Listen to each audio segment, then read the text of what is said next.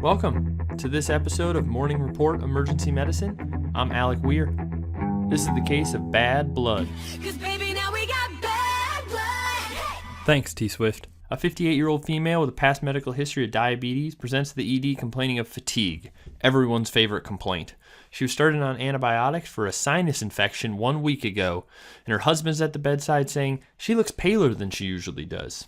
She's afebrile, a little tachycardic at 110, blood pressure's 140/74, breathing 16 times a minute, saturating 96% on room air. And for her exam, well, she is tachycardic, she's pale, and she has a lacy rash on her bilateral lower extremities. This is starting to get weird. Her white count's pretty elevated, 21,000, but her hemoglobin's 6.5. We've got to ask a few more questions. She denies any blood in her stool, no melena, her FOBT is negative, and well, she had a hysterectomy in the 90s. She is not bleeding from anywhere that she knows of. But again, her hemoglobin's 6.5, it's macrocytic, and her RDW is high. Something's just not making sense.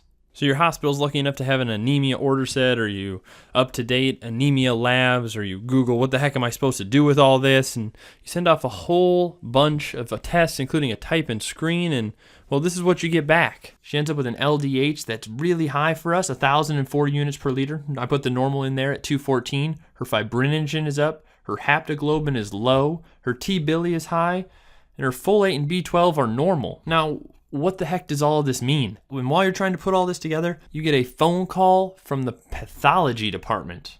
You know it's a weird day if you are getting a phone call from a pathologist. Warm autoantibodies.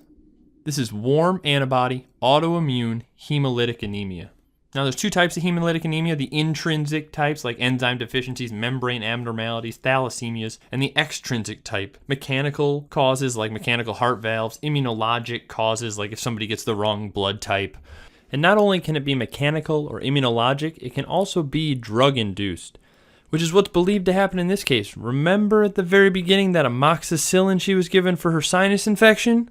Now, going back to her hematology, she has a macrocytic anemia, which doesn't fit with blood loss. And she also had a normal B12 and folate, which are our most common med school causes that we think of for macrocytic anemia. She had a large RDW. Now, RDW is your red cell distribution width, and this really is saying that you're having a lot of different sizes of red blood cells. And most commonly, this is because your body is churning out large amounts of red cells to make up for losses without any sort of discrimination on the size of them. On a low haptoglobin, and haptoglobin binds hemoglobin when the hemoglobin's floating around freely. If you find a low haptoglobin, it means that you're losing hemoglobin. And a high LDH is something you'll see in an autoimmune hemolytic anemia, which is usually normal in other causes of macrocytic anemia. And so this patient needs blood, right? But the problem is no unit of blood is truly compatible in warm antibody autoimmune hemolytic anemia. You need leukoreduced blood, and it's not easy to get. And our take-home points, this is not front brain stuff. This is barely in the back of your mind. But you should have some things that set off alarms. She's anemic, but she's not losing blood, and well, she's actually a macrocytic anemia, which doesn't fit with blood loss either. Her RDW is high, which means her body's churning out a large amount of red blood cells.